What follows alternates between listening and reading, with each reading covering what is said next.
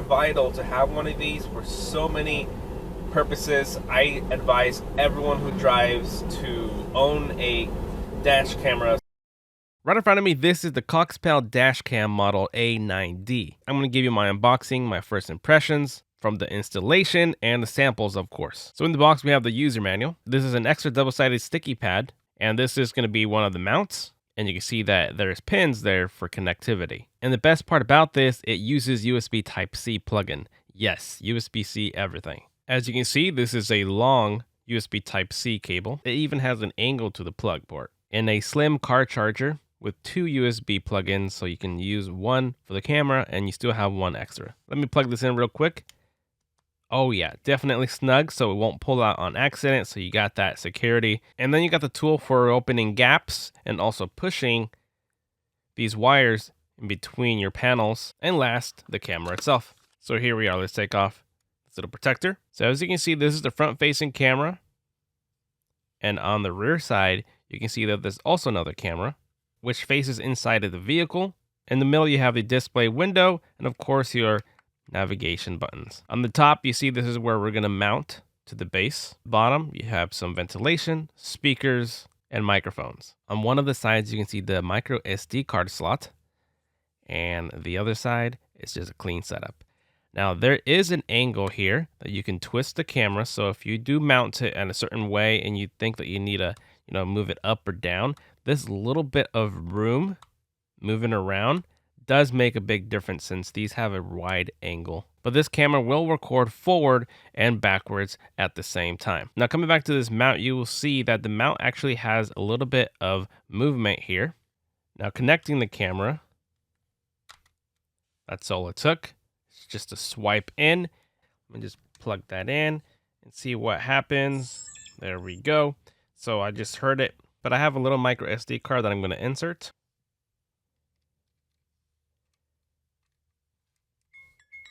And you can see that there's little infrared lights going on right there for night vision inside of your car. So this is going to be perfect for people who are doing Uber and Lyft, ride sharing, whatever you have passengers, or for security purposes. So let me see how fast it will turn off if I unplug this. So I'm just going to pull.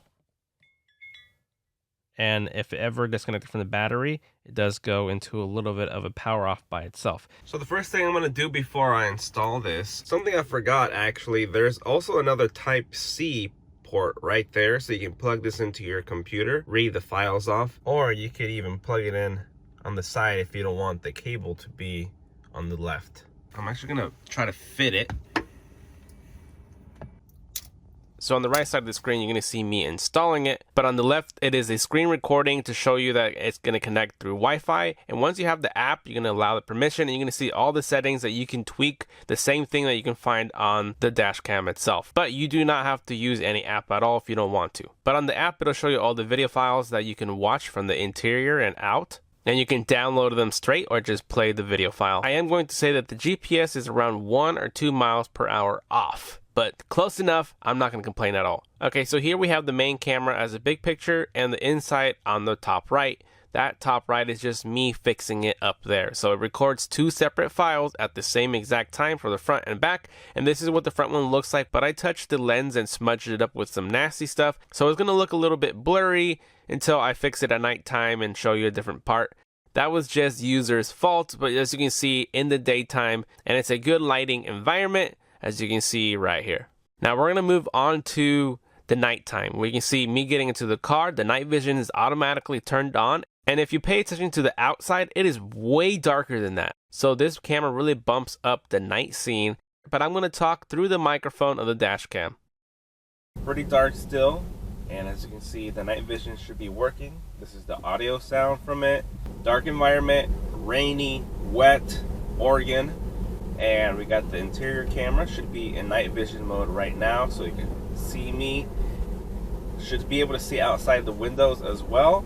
And passengers, if you're doing Uber and Lyft, this is going to be able to record everybody in here with audio in case any funny business happens. So I'm pretty sure that it's going to tell you the miles per hour that I'm driving. So hopefully you can hear me in this audio, as the wet road is loud. I have my heater on. You're going to be able to see all the information of what time it is, how fast I was driving, and obviously you get the front and back view, so you'll be able to see what everything was happening if you needed to send it into insurance. Okay, seriously, I've been driving with cameras for the last 7 years. I had a dash cam that I just bought, but I didn't install it yet, and I got into a small, tiny 5-mile-per-hour crash that was not my fault, but it was blamed on me, and it was my fault, but it wasn't. And if I had a camera, I could have proved that it wasn't my fault. And that's one thing that made me be like, I'm never driving a car without a camera, because I never got into an accident, and this wasn't even my fault, even though it was my first accident. It sucks to say that it's at my fault, but it wasn't. So this would protect me, and it also caught a lot of funny things out on the road, and I caught somebody trying to rob me during an offer-up sale. So it's very vital to have one of these for so many purposes. I advise everyone who drives to own a dash camera of some sort. It doesn't have to be interior-wise, at least outside, but having both is an excellent way of protecting yourself. Okay, here I'm going to get into the back of my car.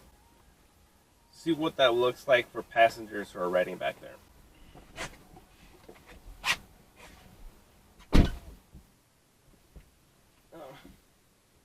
So if I'm a passenger, this is what you're going to be able to see out of this. Obviously here in the middle, the right side, this is what it looks like. Look right here. Alright, so yeah, I can still see myself perfectly fine. And now I'm going to get back into the driver's side.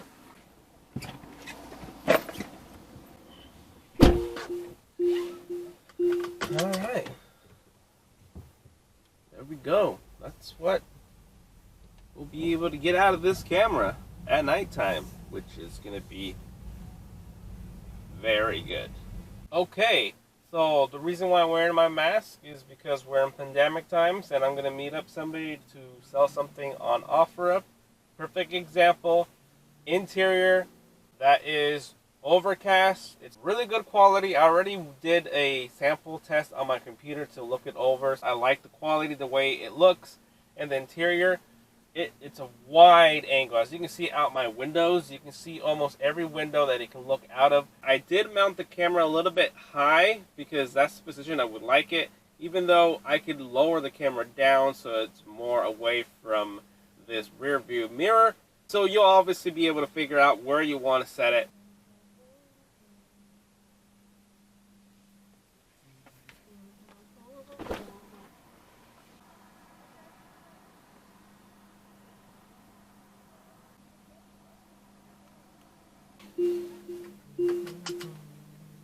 Okay, looking at the camera right here, if you don't have an SD card, it's going to tell you like every 5 seconds, SD card error or no SD card, because there is none in there, as I took it out, as it's right here. So I'm going to insert it again, and it'll turn off once it knows that it was plugged in, and then you just got to press OK. You get the green dot, and then it will begin recording. So it's already doing its recording session. And if we want to stop the video, we can press up, and it'll stop recording, and then press up again, and it'll continue the recording. Going left locks the video. If there was something that you don't want nothing to record over it because it's a loop recording, you can lock that video so it never records over that clip. You can't enter the menu until you stop the video, so we're going to press stop. But if we go left again, you're going to go into the camera settings. Camera settings is selected. Once you click in, you can see the resolution. You can get 30 frames per second. You get 2K 30 frames per second. And if you want 60 frames per second, you go 1080p 60 frames. But obviously we want both cameras, so we're going to leave it on the first one. Then you got loop recording. How long do you want your videos to be? Every 1 minute clips for a file. 3 minutes or 5 minutes. Exposure, so if it doesn't get bright enough, you want it to be even brighter, you can change that, tweak it. Infrared LED, we're going to leave it on auto so it knows when to do the night vision on its own. Audio recording, you can turn it on or off. GPS, it'll know the time. The speed limit, you can use kilometers or miles per hour. Video stamp, it'll show you the speed, and you could also put the coordinates so it'll show you exactly where you actually are. G sensor is where if you do get into an accident, this will detect a jolt in your vehicle, so it'll lock the video file so it doesn't overwrite it. Parking mode allows you to leave your car parked and it'll take clips while you're away. You don't have to be in your car. And then we can move on to the system settings. That's going to do the timer, the language, the auto screen on and off. Sound, we don't want the beep, right? Key sound, I'm going to turn it off. There we go, so we don't have to hear that. And then we got playback, so this is going to let us see the front normal, front events, inside normal, inside events. So then Wi-Fi, this means it has Wi-Fi, meaning you can connect your phone so you can see what's happening. And that's pretty much it for that. Just make sure you don't touch the lens with your fingers, because that's what made it really smudgy for me. And all we gotta do is just slide it right in there and you're good to go. So there you guys have it. If you want one for yourself, you already know what to do. Find it all in the description down below. And as always, thank you for watching, and I will see you guys next time. Later.